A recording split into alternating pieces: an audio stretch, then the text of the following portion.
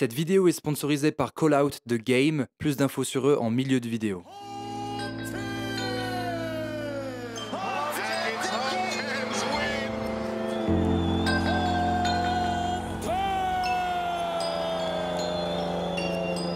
En un peu plus de 20 ans, B-Boy Hongten, originaire de Corée du Sud, est devenu une légende dans le monde de la danse hip-hop à travers le monde. À 38 ans, il vient de remporter pour la 3e fois le championnat de breakdance le plus prestigieux du monde, le Red Bull BC1. Qu'il s'agisse des premiers danseurs ou ceux de la nouvelle génération, tous le connaissent, si bien qu'il en a inspiré énormément. Et son influence dans le milieu du breakdance est telle que son nom risque de résonner encore pour de nombreuses années. À travers cette vidéo, je vous propose de revenir sur son parcours, mais aussi de mettre en lumière les différents secrets qui lui ont permis de devenir le danseur qu'il est aujourd'hui. C'est également le moyen pour moi de vous parler d'une histoire un peu plus large, celle du break en Corée du Sud, dont les pages ne s'écrivent plus aussi rapidement qu'à l'époque. Effectivement, il y a un peu plus de 10 ans, le break coréen faisait rêver et malheureusement aujourd'hui ce n'est plus forcément le cas malgré une montée en puissance de la culture coréenne à travers le monde. L'histoire de B-Boy Hongten reflète en fait une réalité culturelle en Corée du Sud qu'il me semblait important de vous raconter. Alors c'est parti.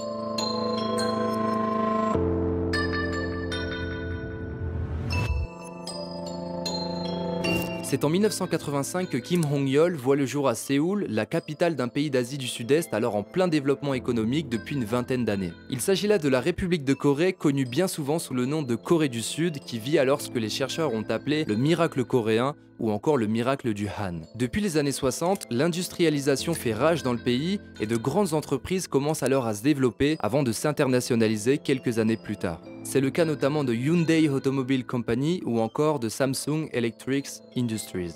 D'un point de vue culturel, à cette époque, la Corée, c'est pas autant stylé qu'aujourd'hui, et l'univers musical dans lequel les Coréens vivent, en fait, il se compose énormément des chants traditionnels comme le pansori ou le hariran.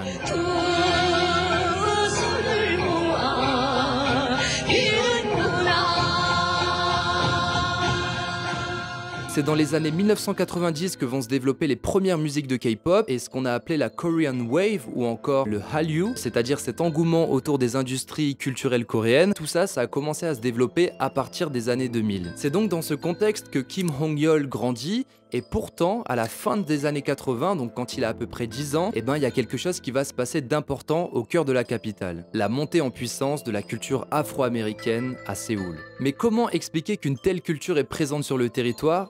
Pour ça, il va falloir remonter une trentaine d'années avant la naissance de Hong-yeol. In Korea, United Nations troops push on and the cautious advance against the communists. Effectivement, entre 1950 et 1953 se déroule la guerre de Corée qui oppose les forces de Corée du Nord, communistes et aidées par la Chine et l'URSS, aux forces de Corée du Sud qui est plutôt anticommuniste, aidée par les pays du bloc de l'Ouest, l'ONU, mais plus précisément les États-Unis. Si en 1953 la guerre se termine avec le maintien de cette frontière commune autour du 38e parallèle, il n'y a eu aucun traité de paix signé jusqu'à ce jour, et ça explique en fait la présence des États-Unis sur le territoire depuis cette époque. Et c'est cette présence des forces américaines en Corée qui va permettre d'introduire cette nouvelle culture qui est apparue quelques années auparavant dans le Bronx à New York, la culture hip-hop. Depuis la guerre, l'armée américaine a effectivement établi son quartier général à Yongsan, un district en plein cœur de Séoul, et les Américains investissent alors une zone géographique très particulière, Itaewon, là où les boîtes de nuit sont réservées uniquement aux forces américaines dans un premier temps. Suite à l'ouverture de ces nightclubs hip-hop au peuple coréen et au relâchement de la censure qu'opérait l'État sur les musiques populaires, ça va permettre au hip-hop de se diffuser petit à petit dans la capitale avant d'imprégner tout le pays. Dans cette histoire, il y a un nom de boîte qui ressort très souvent, c'est celui de Moon Night Club. Fondé en 1989 dans le quartier d'Itaewon, c'est là-bas que se retrouvaient les soldats afro-américains qui voulaient danser justement dans ces clubs. Et celui-ci est alors fréquenté par des futures personnalités marquantes du Korean hip-hop ou encore de la K-pop. Et dans ces artistes, il y a notamment le groupe Deuce, comme ils disent en Corée, qui représente alors pour le futur Hongten l'un des premiers groupes de musique qu'il écoutera durant son adolescence.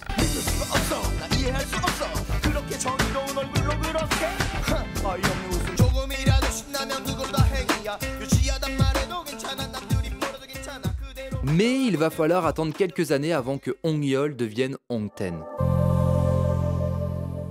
C'est donc en voyant ces clips de Juice que Hong-yeol voit ses premiers pas de danse, mais sans forcément y prêter attention. Il s'en fout un peu quoi. C'est cool, c'est stylé, la musique est bonne, elle donne envie de bouger, mais sans plus. Par contre, en plus de la musique, la culture hip-hop va commencer à se répandre dans le pays à travers d'autres formes culturelles, comme notamment une bande dessinée que tous les collégiens coréens de l'époque ont connue, la BD hip-hop écrite par Kim So-young en 1998.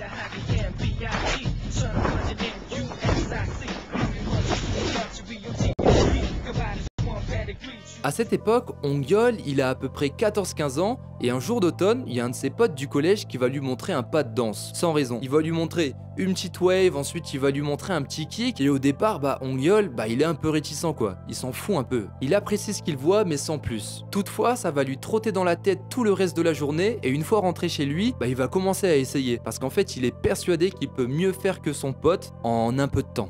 Et c'est comme ça qu'il décide de s'entraîner chaque soir pendant une semaine avant de remontrer à son pote les pas qu'il lui avait montrés. Donc il arrive la semaine d'après, tranquillement, il lui montre le pas et il lui dit regarde, je sais déjà mieux le faire que toi. Et donc c'est à partir de ce moment-là que sa vie va commencer à changer et sans s'en rendre compte, il se passionne pour la danse hip-hop, mais il ne sait pas encore qu'il y dédiera sa vie. La salle de classe, ça devient alors l'endroit où tout le monde se défie un peu pendant les récréations, pendant les pauses du midi, et le but en fait de chaque jour, c'est de savoir qui va réussir à faire le meilleur move. Donc ça s'entraîne pour la coupole, etc. Et assez rapidement, Hong-yeol décide à son tour de se procurer la BD hip-hop qu'il achètera pour à peu près 300 won dans une librairie en rentrant du collège. Mais ça, c'est pas forcément le déclic. En fait, ce qui va vraiment déclencher cette passion pour le hip-hop, c'est quand un de ses potes va lui ramener une cassette. Cette cassette, c'est la VHS de Freestyle Session 3, l'un des plus grands événements de break au monde qui se passe alors aux États-Unis, dont la finale oppose Flying Tortillas à Soul Control. Et dans cette cassette, il va y voir des trucs de fou qui vont lui donner envie de bouger de la même manière.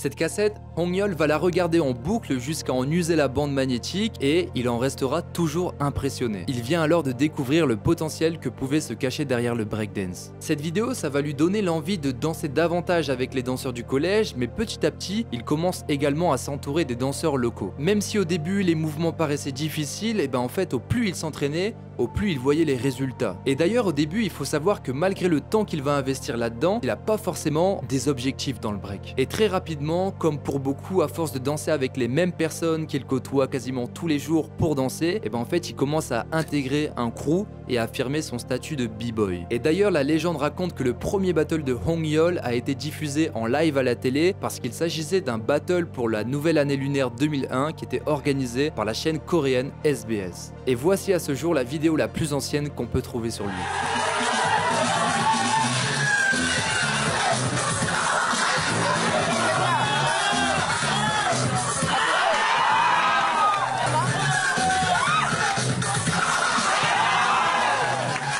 Bien qu'il s'agisse de ses premiers battles, cela va être décisif pour Hongten parce qu'en fait ça va lui permettre de mettre en valeur ses compétences. Au départ on le voyait dans les salles d'entraînement ou du moins dans les endroits où il pouvait s'entraîner et enfin il a fait le step de passer en battle et de se confronter aux autres et tout ça, ça va le mener vers d'autres opportunités qui vont lui permettre d'écrire sa propre légende dès l'année suivante.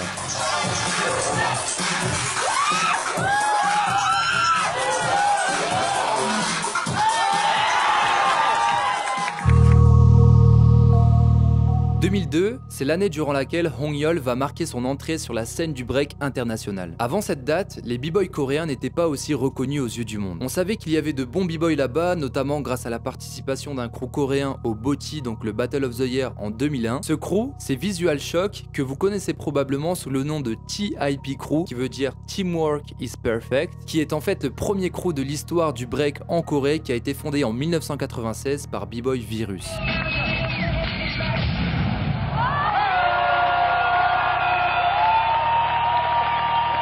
Si en 2001 Visual Shock avait gagné le prix du meilleur show, en 2002, le break coréen va prendre un autre tournant. Deux événements majeurs vont effectivement être importants pour le rayonnement du break coréen, et durant ces deux événements, un nom va se distinguer, celui de Hong Yeol qui se fait alors connaître sous le nom de B-Boy Hongten. Ça y est, il affirme son identité et il est prêt à écrire sa propre légende. Son nom de B-Boy est une traduction phonétique de son prénom en coréen. Dans sa langue, Yeol veut dire 10 ou encore Ten en anglais, d'où son surnom Hong Yeol Hongten. Et c'est ce nom qui restera à jamais gravé dans l'histoire. En fait, en 2002, à force de faire parler de lui dans le pays, il commence à avoir vraiment un nom qui commence à s'établir et les meilleurs b-boys de Corée veulent s'associer à lui pour des événements, mais pas n'importe où. Ces événements, ils sont situés à l'étranger, ce qui est hyper décisif pour la carrière d'un b-boy. Ça représente la plus grande opportunité qu'il a eue à ce jour et c'est impossible de refuser. Cette année-là, Hongten va donc partir en Europe pour la première fois de sa vie. Et il est tout d'abord invité en Angleterre pour le UK B-Boy Championship en tant que membre d'une Dream Team qui s'est formée, qui rassemble les meilleurs b-boys de Corée, la Dream Team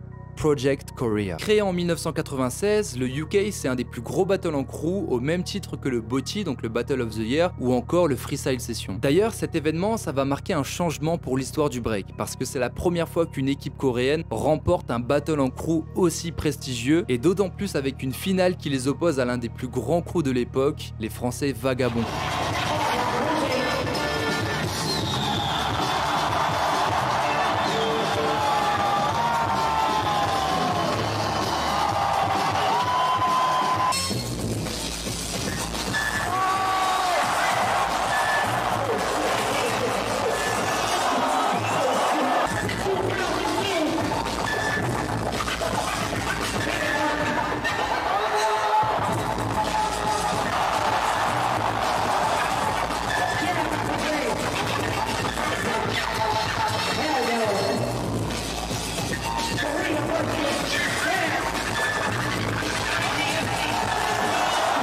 Le battle était chaud, il y a eu des combis à droite à gauche, c'était très engagé, mais Project Korea finit par l'emporter. Cet événement c'est donc une victoire pour le crew coréen et Hongten en sort très victorieux. Mais là ce qui me semble important de vous dire c'est que cet événement ne va pas s'arrêter là pour lui. En fait la prouesse d'Hongten ne se limite pas qu'à cette performance en groupe, parce qu'en plus de la catégorie crew, il a décidé de participer à une autre catégorie, la catégorie du 1-1, un battle solo, pour laquelle il va remporter la 2e place. C'était la première fois qu'il participait à une compétition internationale et aujourd'hui encore, il se rappelle encore de ce souvenir de danser auprès des danseurs qu'il voyait dans les cassettes. Et ces résultats vont lui donner énormément de confiance parce que 2 podiums en l'espace d'un événement, c'est révélateur d'un certain talent chez lui.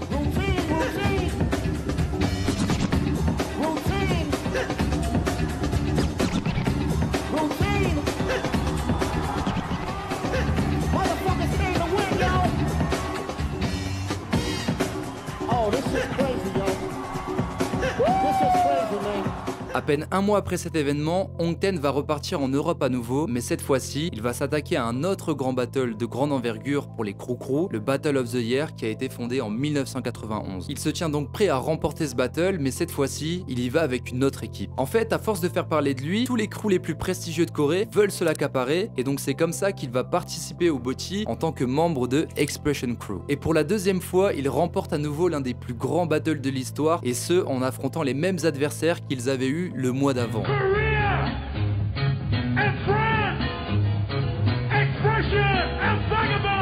En gagnant le BOTY, Expression Crew devient le premier groupe asiatique à le remporter et la légende peut alors commencer à s'écrire. Et d'ailleurs avec ce crew il ne va pas se limiter qu'au BOTY et il va faire beaucoup d'expériences à l'étranger, notamment au Japon.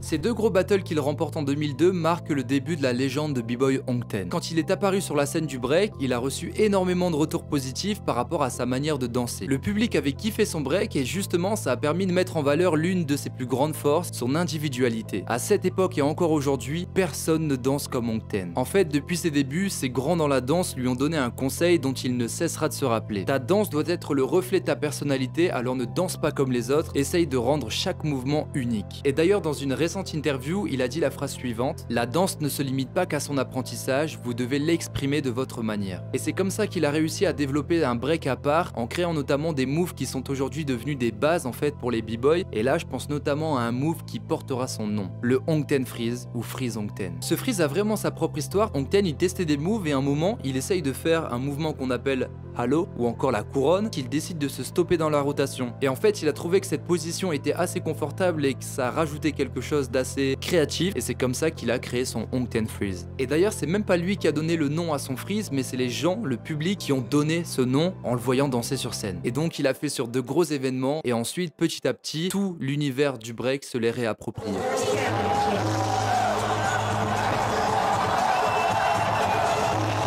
Et d'ailleurs, par rapport à ce Hongten Freeze, je suis super content de vous annoncer que cette vidéo est réalisée en collaboration avec Call Out The Game, le premier jeu de cartes 100% break, et ils m'ont envoyé la carte du Hongten Freeze. En plus de ça, ils m'ont envoyé un petit booster de 10 cartes qui va me permettre justement de fumer des gens tout simplement avec mes cartes. Alors, qu'est-ce que j'ai ici? Ah bah, coïncidence de ouf, regardez ce que j'ai.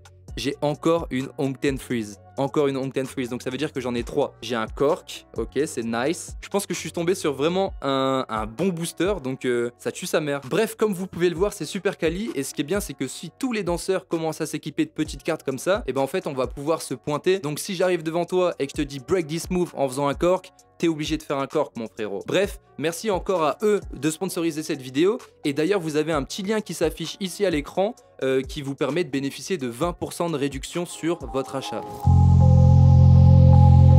Comme vous l'avez compris, le début des années 2000, ça marque l'entrée du break coréen sur la scène internationale, et à cette époque, c'est alors tout un nouveau style qui apparaît. Pour lui, les Américains étaient des très bons danseurs qui dansaient avec le plaisir et qui arrivaient vraiment à voir ce truc du freestyle, et en fait, les Coréens se sont concentrés sur une autre manière de voir la danse, l'écriture de passages construits et organisés. Et ça, c'est toujours une caractéristique du break coréen actuel. Et pour Hongten, les b-boys coréens ont fait partie des premiers à se familiariser avec les mouvements les plus difficiles du break, les power moves. En fait, pour la première fois, le monde du break était impressionné par ces Coréens qui arrivaient à faire évoluer ces mouvements de haute difficulté. Et selon lui, cela s'explique notamment parce que le break coréen est plus imprégné d'un certain désespoir, avec de grandes guillemets forcément, parce qu'en fait les jeunes Coréens qui découvrent le break assez tôt sont vite rappelés à aller au service militaire qui est toujours obligatoire en Corée. Quand t'es au collège ou quand t'es au lycée et que tu te passionnes pour le break, tu sais qu'à un moment dans ta vie tu vas devoir faire une pause et mettre ça de côté, et donc ça en démotive certains, ou justement ça les motive à travailler davantage, et c'est pour ça que selon Hongten, ils se tuent à travailler les power moves assez tôt. En fait, les jeunes mettent toute leur passion sur un court laps de temps, ce qui leur permet d'évoluer à une vitesse phénoménale. Et par exemple, c'est comme ça qu'ont pu émerger certains b-boys qui ont marqué l'histoire de la danse hip-hop. Je pense par exemple à b-boy Physics, b-boy The End ou encore b-boy Pocket, qui lui justement va permettre de remettre en avant le break coréen juste avant les années 2010. Et ce notamment en participant au battle hollandais l'IBE ou encore de Notorious IBE qu'il va pouvoir faire aux côtés de Hongten.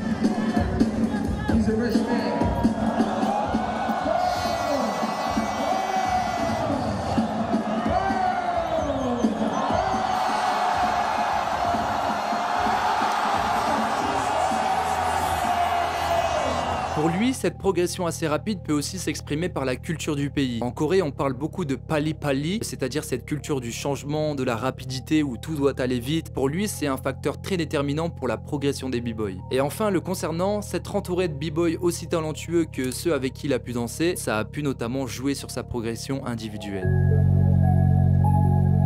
Quand Hongten s'est fait remarquer en 2002, c'était avec des Dream Team, et pourtant, il a bel et bien un crew, ou plus ou moins des crews, avec qui il a pu évoluer au fil des années. Si j'ai lu quelque part que son premier groupe de danse était nommé Jangtoktae, un crew sur lequel on n'a pas trop d'informations, j'ai l'impression que la majorité des personnes vont se rappeler plutôt de son premier crew officiel, Drifters Crew. Drifters Crew a été formé en 1998 avec les membres fondateurs d'Expression Crew, les gars avec qui il a remporté le BOTY en 2002, et ce sont des gars comme b-boy Ducky, b-boy Rookie ou encore Min ou Hongten tout simplement. Mais il y avait aussi d'autres membres qui n'ont pas pu aller en Europe, à l'image de b-boy Coma ou encore de b-boy Trix. Drifters Crew, c'est notamment un crew qui a été très actif de 2004 à 2006 en étant invité un peu partout à travers le monde ou en remportant des battles dans leur pays contre des crews qu'on connaît encore aujourd'hui. Je pense notamment à Rivers, MB Crew ou encore Gamblers. C'est d'ailleurs avec ce crew que l'État coréen va commencer à affirmer sa volonté de reconnaître le break en tant que culture à part entière. En fait, on comprend que ce crew il est assez soutenu de par par leur rayonnement international et en 2007, ils sont nommés ambassadeurs de l'Organisation coréenne du tourisme. À cette période, on commence alors déjà à croire au soft power lié au hip-hop pour faire de la Corée un pays attractif, chose que l'on peut voir aujourd'hui avec la K-pop et les activités liées au tourisme. Toutefois, aujourd'hui, suite au départ du chef B-Boy Ducky en Nouvelle-Zélande en 2020, Drifters Crew n'est plus actif. Mais la plupart des membres qui voulaient continuer à danser et rester dans cette dynamique ont alors fait le choix d'avoir une nouvelle identité et il leur a fallu 6 mois pour trouver un nouveau nom de crew, Flow XL. Et c'est notamment avec ce nom de crew que B-Boy Hongten danse aujourd'hui. Dans sa carrière, en plus de Drifters, Hongten a pu également se faire remarquer avec d'autres crews, notamment avec un crew qu'il a créé avec son pote B-Boy Differ en 2009. Ce crew, c'est Seven Commandos. Et ce crew, à une époque, il comptait Ronnie,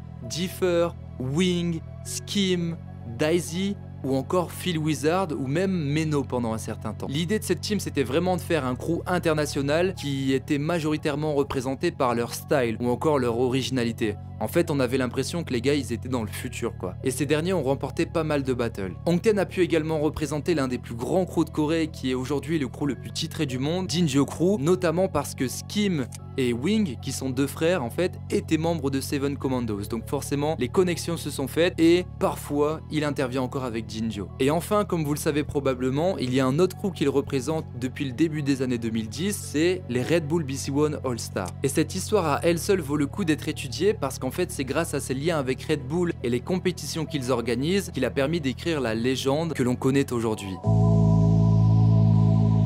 La relation entre Red Bull et Hongten commence en 2005 à Berlin. À cette date, Hongten est alors invité pour la deuxième édition du Red Bull BC1, un battle organisé par Red Bull depuis seulement 1 an. Pour lui, ça représente une véritable opportunité parce qu'en fait, même si le championnat n'a qu'1 an et qu'on ne sait pas ce que ça va devenir, et ben en fait, il savait que ça allait faire office de tremplin. L'année d'avant, il savait que Red Bull avait invité les meilleurs du monde, alors être dans cette line-up, ça signifie être dans les meilleurs du monde et donc c'est quelque chose d'incroyable. C'est comme ça qu'il y participe. Le premier battle contre B-Boy se passe plutôt bien, ensuite il enchaîne avec un battle contre B-Boy Machine qui représente vraiment ce qu'ils pensaient des Américains, donc ce naturel pour le flow, pour le freestyle, etc. Mais ça va pas l'empêcher de gagner ce quart de finale. Suite à ça, il tombe face au Brésilien Pelezinho, contre qui il gagne le battle, et enfin vient le moment de la finale. Pour sa première participation, Hongten a atteint les finales et celle-ci se passe contre un adversaire redoutable qui va commencer à écrire sa légende parce que c'est lui qui va l'emporter ce jour-là. Ce B-Boy, c'est le français B-Boy Lilou.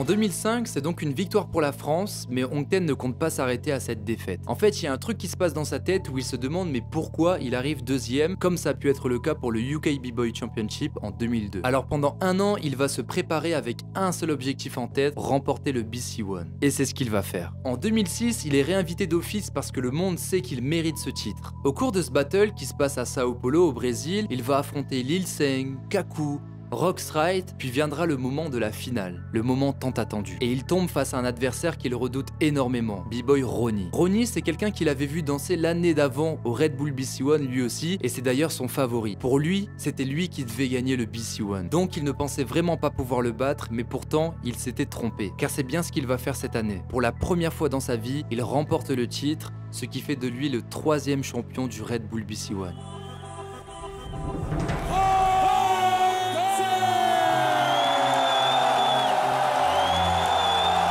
À l'heure de sa victoire, il a ressenti un sentiment étrange comme si l'univers le récompensait pour tous ses efforts qu'il a pu faire. Et encore aujourd'hui, cela reste l'un de ses meilleurs souvenirs. Toutefois, l'année suivante, en 2007, il est réinvité pour remettre son titre en jeu à Johannesburg, en Afrique du Sud, mais cette fois-ci, il perdra en demi-finale face à B-Boy Ronnie, son adversaire de l'année d'avant, qui lui, cette fois-ci, va remporter le titre du Red Bull BC1, et tout ça a pu notamment être documenté dans le film Turn It Loose. Suite à cette défaite, Hongten décide de prendre du recul face à ce championnat parce que pour lui, être dans la line-up, ça signifie gagner le battle. Il se remet alors à participer à une multitude de battles à l'étranger. Il participe à The Notorious I.B. en 2008 et en 2009, à BB Boy à Osaka au Japon, Breaks the Floor en France avec Seven Commandos, là où il remporte le titre, et c'est également la période à laquelle il va danser avec Jinjo Crew. En 2010, à leur côté, il va remporter le titre du champion du Battle of the Year, et l'année d'après, en 2011, il va remporter le R16, un battle qui était considéré comme le plus gros battle de Corée et limite un des meilleurs battle crew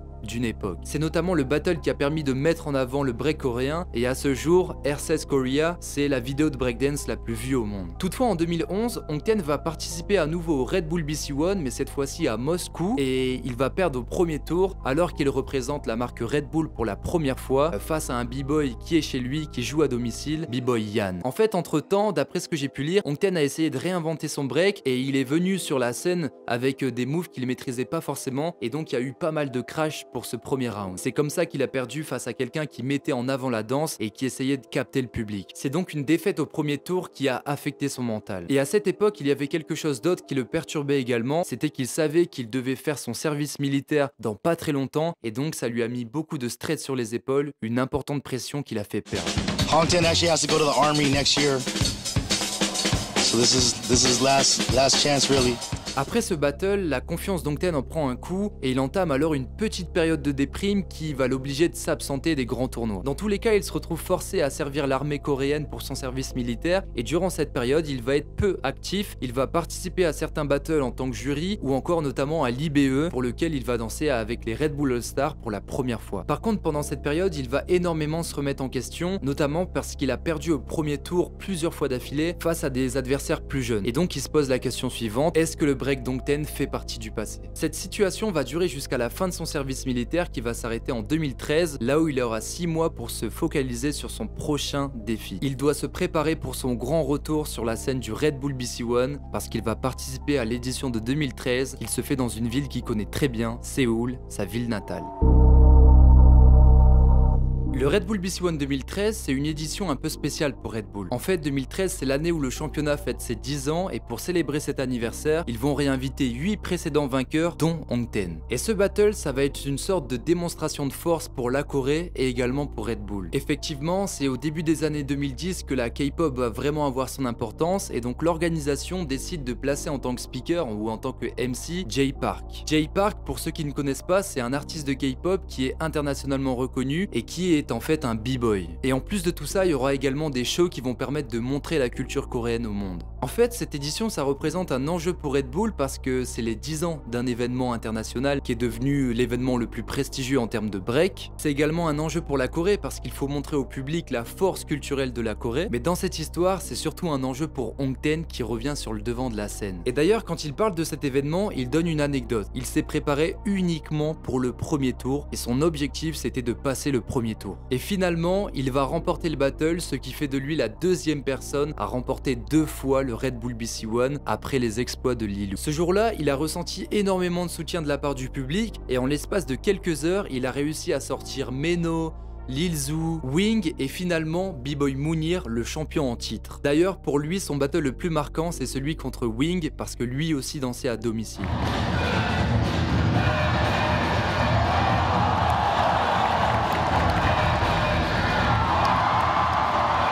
Avec cette victoire, Hongten devient le premier à remporter un Red Bull BC One dans son pays et il affirme son statut de légende. Par la suite, il va continuer à participer à certaines éditions du Red Bull BC One, notamment à Tokyo en 2016, où il va perdre en finale face à B-Boy Issei. Ensuite, en 2022, vous savez probablement que Hongten était dans la line-up du BC One à la base, mais qu'à cause de soucis de santé, il n'a pas pu participer à cette édition. En fait, il a dû se retirer du battle à cause de certaines blessures. Unfortunately, I got nearly bad injury my neck, so I cannot control my left arm right now. I have to decide to give up the participation in this year. I'm so sorry what it happened. I should take care more. I'm so sorry.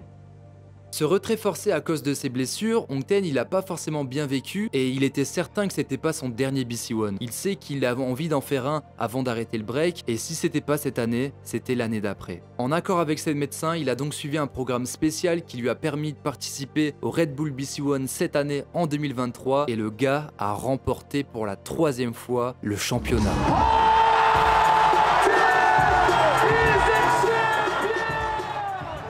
C'est tout simplement légendaire parce que ça fait de lui le 2e b-boy à remporter 3 fois le championnat avec Meno. Par rapport au BC1 qui s'est fait à Paris cette année, j'ai eu l'occasion d'y aller et j'étais super satisfait du retour que les gens faisaient sur Hongten. J'ai vu qu'il avait vraiment son public et généralement en fait c'était des personnes de toute génération. Et je trouve ça fou qu'en 2023 il continue à écrire sa propre histoire et je pense que cette légende il la doit notamment grâce à sa mentalité. Si Hongten a su marquer les esprits depuis de nombreuses années, c'est parce qu'il a su avancer avec la même mentalité, devenir le meilleur b-boy coûte que coûte. C'était vrai à ses débuts et c'est toujours le cas actuellement. Ce b-boy a littéralement marqué plusieurs générations et même les enfants qui commencent à danser aujourd'hui le voient à son prime. Près de 20 ans plus tard, si ce n'est les blessures qu'il a accumulées, il ne montre quasiment aucun signe de ralentissement. Et il arrive toujours à adapter son break en fonction des difficultés auxquelles il doit faire face tout en gardant ses signatures. Hongten est clairement talentueux dans le fait de savoir réinventer son break en fonction des époques, parce qu'on danse pas pareil maintenant qu'il y a 20 ans, mais aussi en fonction de son âge, parce qu'on se jette pas comme à 18 ans quand on en a presque 40. Et d'ailleurs, pour en arriver là, c'est énormément de sacrifices sur lesquels on n'a pas forcément de vision, mais tout ça qu'il a déjà exprimé dans certaines interviews, ça a permis de forger son caractère. En fait, il y a quelque chose de fort chez lui, c'est son humilité. À force de finir 2e dans des grandes compétitions, il a appris à perdre. Et tout ça a permis de maintenir cette flamme pour les battles. C'est également quelqu'un de très respectueux et il incite les gens à l'être parce qu'en fait, en étant respectueux, on va te respecter en retour. Mais Hongten, c'est avant tout quelqu'un d'acharné qui passe énormément de temps à l'entraînement et dans sa manière de travailler pour perfectionner son art, il a certes travaillé son originalité, mais il y a autre chose qu'il a training pour arriver à un tel niveau, c'est son endurance. Et tout ça, ça se manifeste notamment à travers des défis qu'il a su accomplir au cours de sa vie qui sont tous impensables.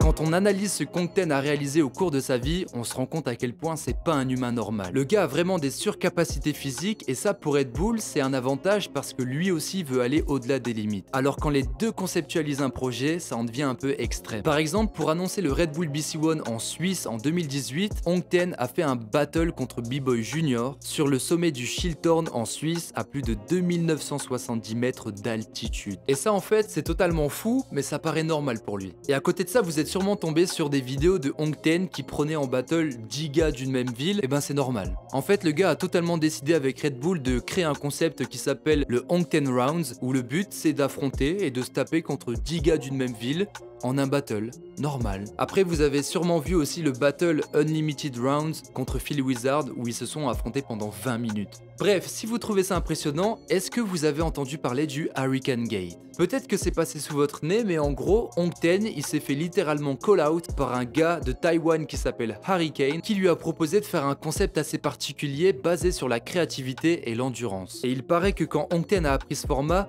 lui-même s'est demandé pourquoi il fallait danser aussi longtemps. It is an honor to be judging this legendary showdown between Hurricane and Hongten. Each battle is 3 minutes, 90-second breaks in between.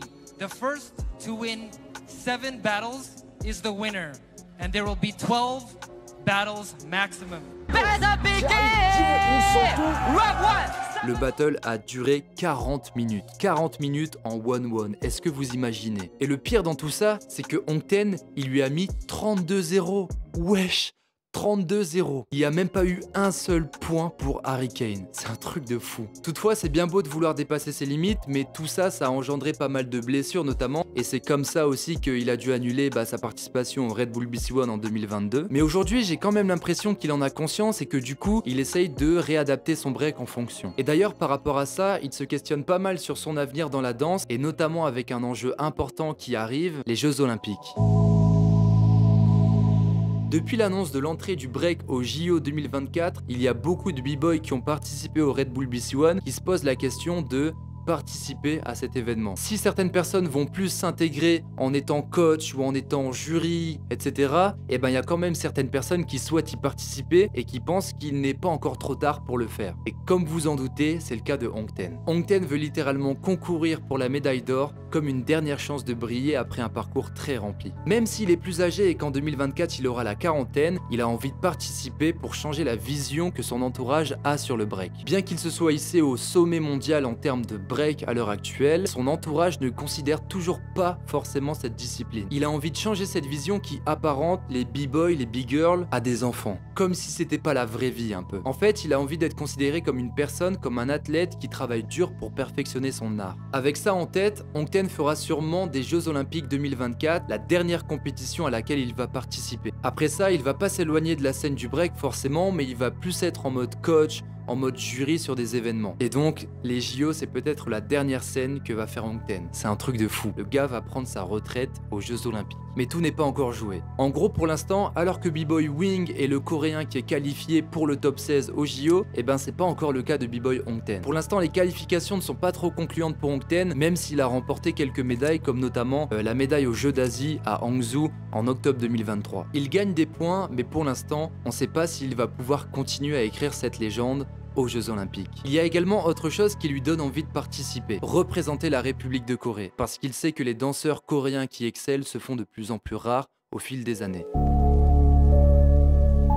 Effectivement, si Hong Ten a fait partie de ceux qui ont permis de mettre le break coréen sur la map du hip-hop, il est encore aujourd'hui l'un de ceux qui portent le break sud-coréen à un niveau d'excellence. Mais que va-t-il se passer une fois qu'il se retire des compétitions? C'est là une des plus grandes craintes d'Hong Ten qui se questionne sur l'avenir du break en Corée. La Corée, qui avait conservé son statut de classe mondiale, perd progressivement sa position au profit d'autres pays et la génération du 98 B-Boy Boom prend sa retraite petit à petit. Pour lui, à force de voyager, il se rend compte qu'il n'y a pas autant de B-Boy prometteurs en Corée que dans d'autres pays. En fait, il y a un certain manque de nouvelles générations et tout ça, ça l'inquiète. Par exemple, quand on voit des pays comme la Chine ou la Russie, on se rend compte qu'il y a énormément d'enfants qui ont des niveaux de fou, qui font des mouvements impressionnants, etc. Tandis qu'en Corée, on a peu de vidéos de gars coréens qui ont 10 ans qui font des trucs de fou, quoi. En fait, beaucoup de parents sont concentrés sur l'excellence et ils veulent que les enfants étudient à l'école et qu'ils se préparent à une carrière financièrement stable qui découle bien souvent du milieu universitaire. Et également, ils trouvent qu'en Corée, le break, c'est pas forcément à la mode. En fait, il y a beaucoup d'initiatives qui ont été mises en place, notamment on le voit avec l'approche des JO. Ils ont organisé l'émission de TV qui s'appelle Showdown, et tout ça, ça permet de nourrir un dialogue autour du break, mais sans forcément motiver des jeunes à s'y mettre. Enfin, dernièrement, il y a une dernière chose qui vient peser sur ce break en Corée, c'est notamment le service militaire. Quand t'as des jeunes qui s'entraînent à partir de 18, 19, 20 ans, voilà, qui commencent à avoir un bon niveau et qui commencent à péter à l'international, il y a forcément 2 ans où ils vont devoir s'absenter, et tout ça, en fait, ça peut venir casser une carrière, parce que quand on n'entend plus parler de toi, tu fais partie du passé. 2 ans d'absence, ça coûte très cher, et tous les b-boys coréens regrettent cette période. Ainsi, à l'heure actuelle, avec des b-boys comme Wing ou Hong Ten qui se côtoient depuis des années, la Corée a encore des chances de médaille aux Jeux Olympiques 2024. Mais c'est peut-être pas assuré pour les années d'après. Ce sont ces b-boys qui ont porté l'image du break en Corée et qui continuent à la porter encore, mais le jour où cette aventure s'arrête pour ces b-boys,